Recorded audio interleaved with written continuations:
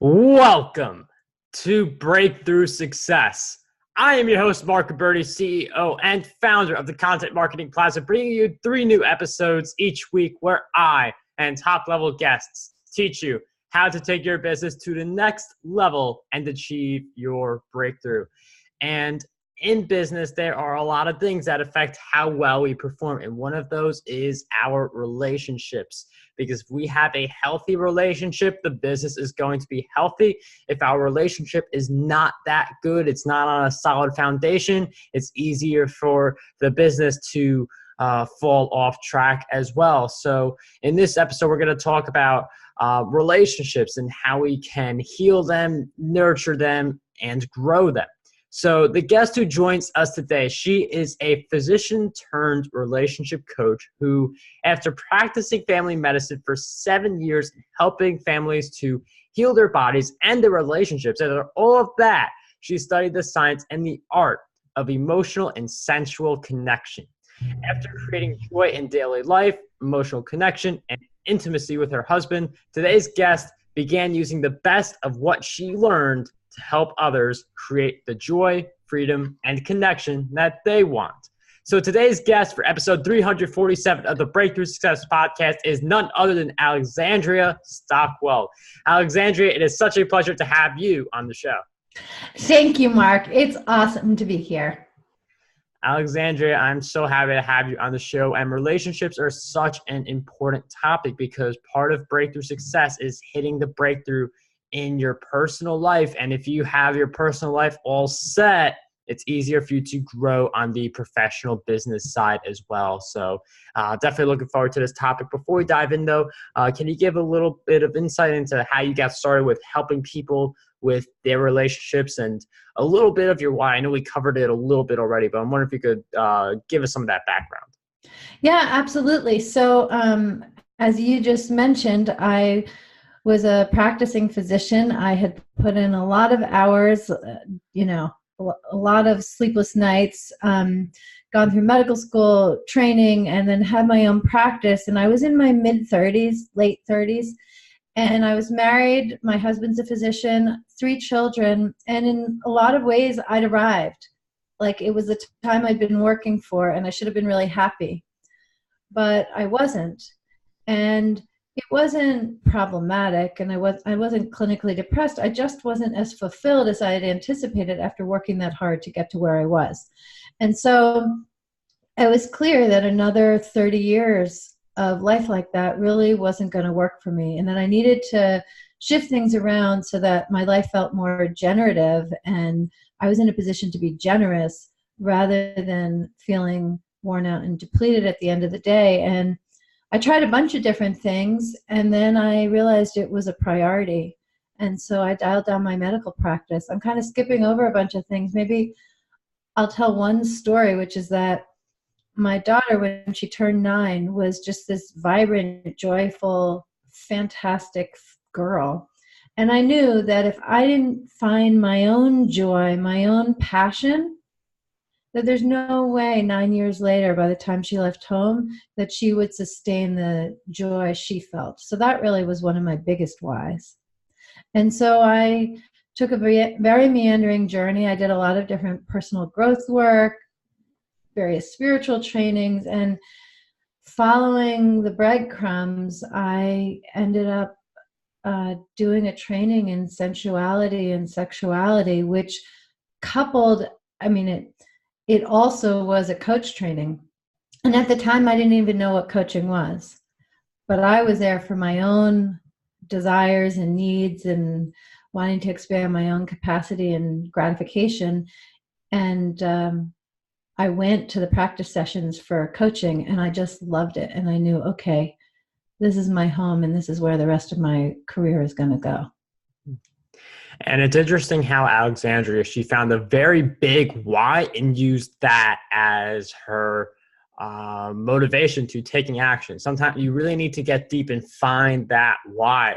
And I mean, any parent can relate to and understand how that is a very strong why for Alexandria. And another big point there is that she would sometimes get home after her long work and feel like burnt out. And I feel like this is one of the big struggles a lot of entrepreneurs face, where we love our work, but we feel burnt out and then don't have that extra time to give to our relationships. So how can we, like, we love our work. It's not like, because some people, they go to a 9-to-5 job they hate, and they see work as something they hate and necessary, but entrepreneurs love their work. So how can we get the best of both worlds, where we're able to work and grow our businesses, but we're also able to be there for our relationships and grow there as well?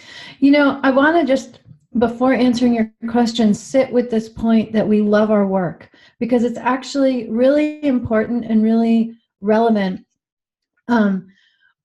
I loved practicing medicine. I was doing a pediatric ICU rotation. So I was with super sick kids, life and death, and giving it my all. It's completely gratifying to be with people at such intense times.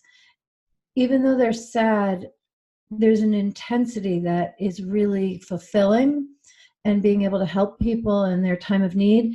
And then I'd go home and, you know, one of my children had lost a tooth or had just started crawling. And these were completely normal things that normal parents should be really joyful about. But compared to the intensity of working in the pediatric ICU, I really had to dig deep to find what I think of as normal excitement. But there's a way in which my work life was in Technicolor, and normal everyday life and times at home and running a household felt more like black and white film again. And so one of the things that I really needed to figure out was how to feel that same enthusiasm and gratification in things that relatively seemed boring compared to the excitement and engagement of work. So we're going to talk about that, but I just really want to drive home that I think sometimes we pretend that home is as interesting and engaging as work, and it only is if we do the inner work to make it so. Mm-hmm. Because our relationships are much more of a long-term commitment that require us to really identify our values rather than short-term gains. So in speaking to entrepreneurs, I think the real key is to identify your values. Yeah, I think that's a really great analysis, because if you identify your values, you determine where you want to spend more of your time, because there are some entrepreneurs, based on their value systems, they do want to work for a lot of hours each day, not be home as much, but there are others who they will sacrifice more money in exchange to spend more time with their family, because to go from 6 to 7 figures or something like that, you need more time in your business, and each minute you put in your business, you can't put into relationships. So it is based on the values that you have and based on your systems that impacts what kind of growth you can achieve with your business, as well as the kind of support you can provide for those healthy relationships. Now, there are some people who maybe their relationship is like a little damaged because they've been overworking, or their partner's been overworking, or something like that. And you help people with healing relationships. So I'm wondering, what is the right approach to healing a relationship, and how would that start? Well, the first step, which is really the most important, and it seems very simple, but it's really impactful, is to be curious. Because so often we assume we know what's going on. We assume it's going to be the same old thing it was the last time we discussed it. I think people, until they make a choice to truly be curious, don't typically realize how many assumptions they're making. And the way it works with being curious is, first of all, to ask a deeper question than you're used to asking. So if you're used to saying, "Hey, honey, how was your day?" That's not what I think of as being curious. What I think of as being curious is asking, "What was the most exciting moment in your day today?" And that opens things up. Or did you have a time today when you felt really frustrated? What was going on? Like, to really ask the deeper question invites more sharing. But the really important thing with being curious in relationships is to be open to whatever the response is. Because I've seen many people where someone will say, okay, I'm going to be curious, I'm going to ask the questions, and then really not be okay with what the answers are. Right.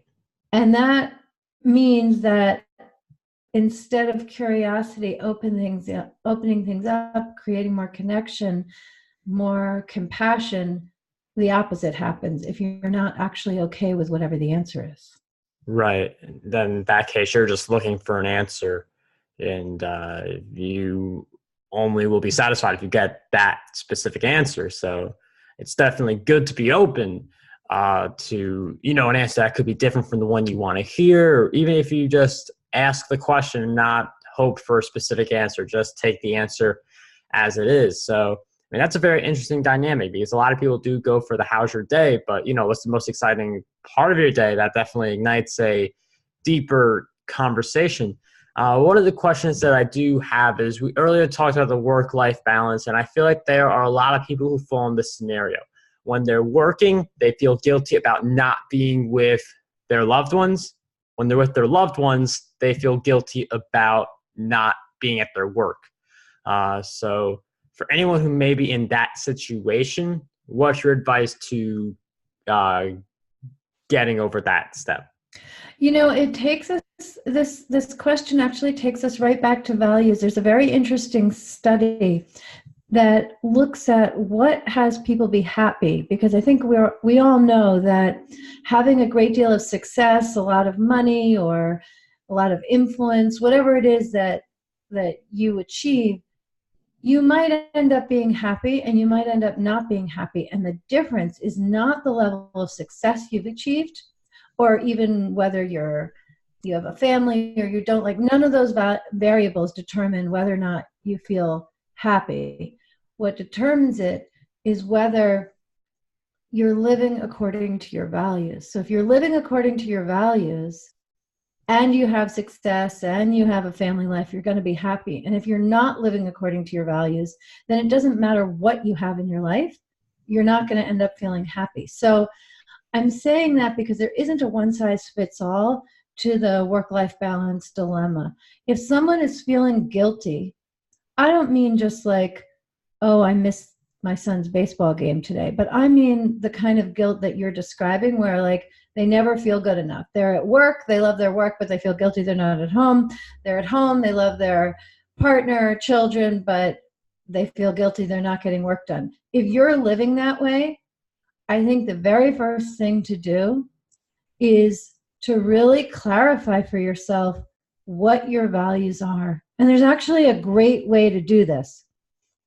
To first write down what your values are, and then with each one, name a few ways that you're experiencing that value. So for example, what's a value you have, Marc? Taking action, bias towards action. Okay, bias towards action. Beautiful value.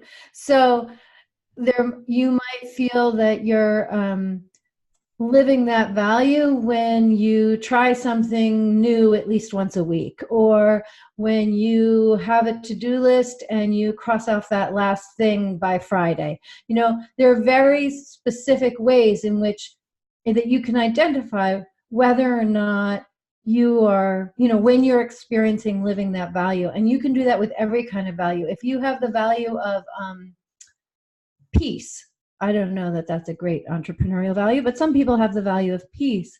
Then if that's your value, go ahead and put it down. I feel peace when I'm sitting in my yard during daylight hours. I feel peace when I'm watching my child sleep. Whatever it is, you need to identify your values and then identify at least 5 experiences that are expressions of that value, and make sure that your days include whatever is on your list.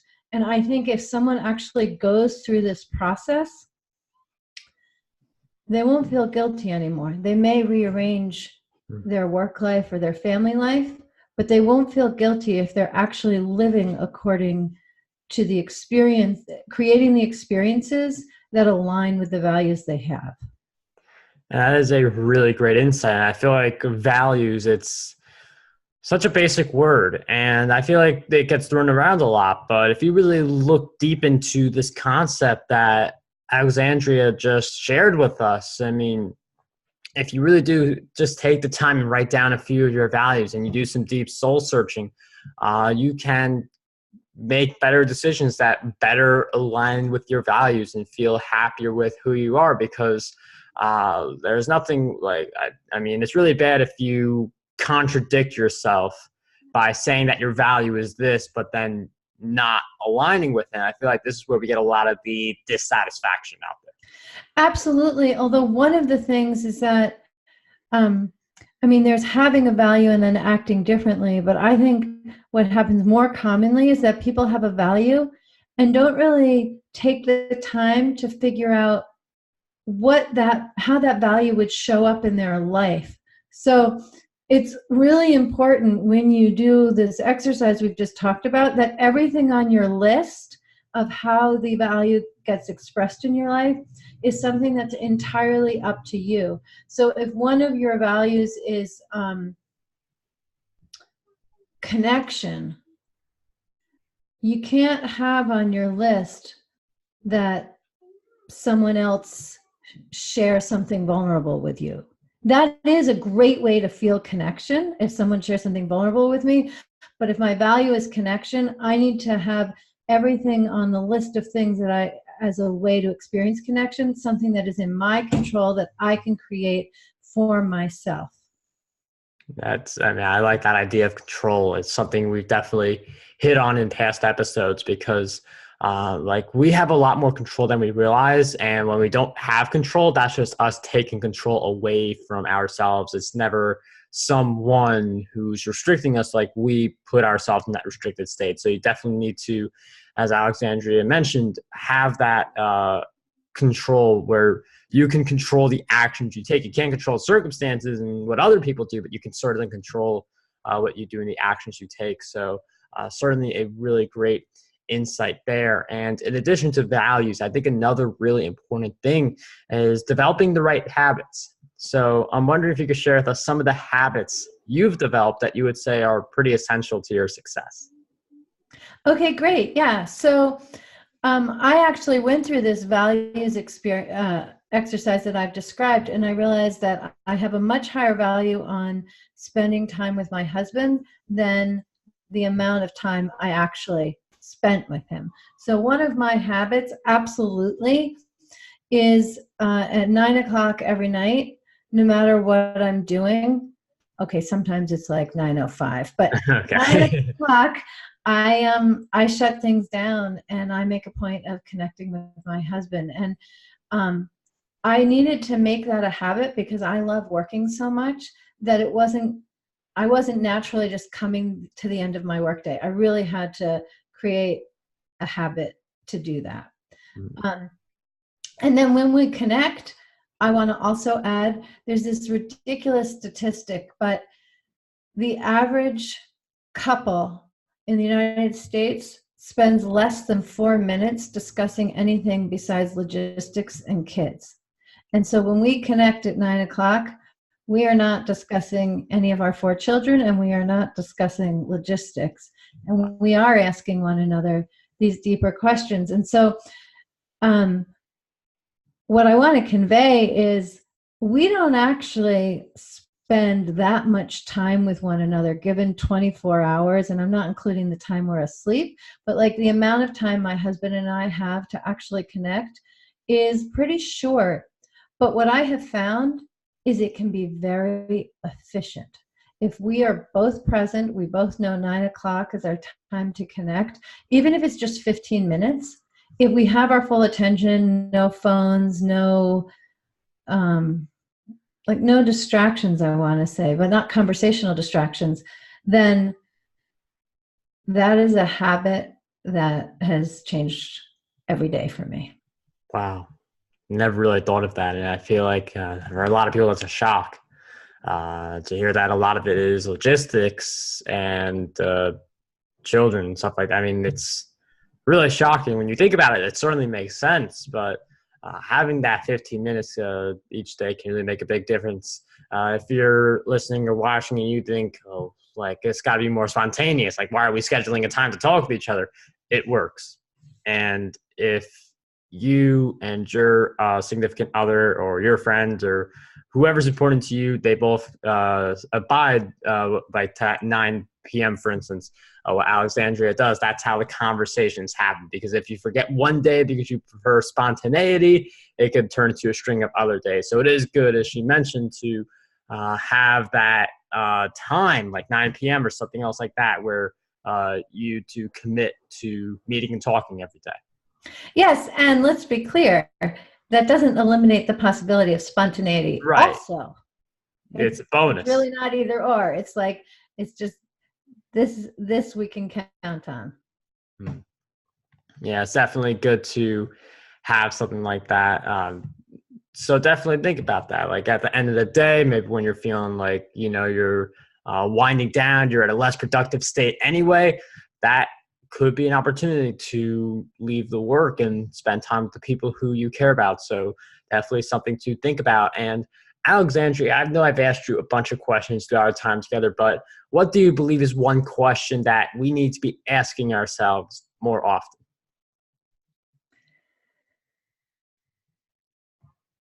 I think a question that we need to be asking ourselves more often, both in the work context where this question is a little familiar, but also in our most intimate relationships where it's not so common, is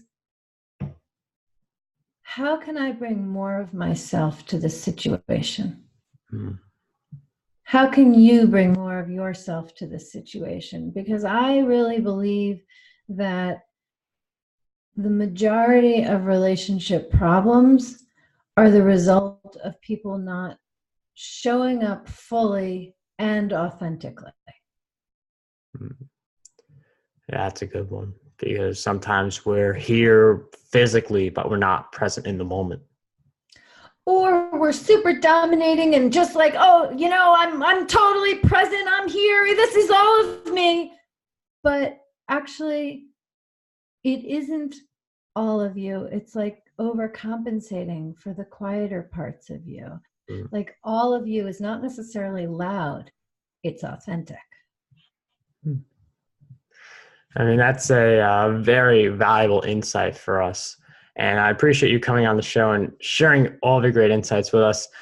If you want to see where you stand with your relationship IQ, I know Alexandria has a great quiz for us. TestYourRelationshipIQ.com. That is the link. It will be in the show notes of this episode, marcguberti.com/E347. Alexandria, I know we just talked about your relationship IQ quiz, but is there any other way where we could find you as well? Yeah, absolutely. Anyone listening, you're welcome to come to my website, alexandrastockwell.com. And I really think the key to a great relationship is building a conscious partnership. And I have a free action guide there for how to start to do that. So between that and the relationship IQ and the exercise we talked about in this conversation with identifying your values, I think anyone who wants to improve your relationship, you've got a bunch of good places to go.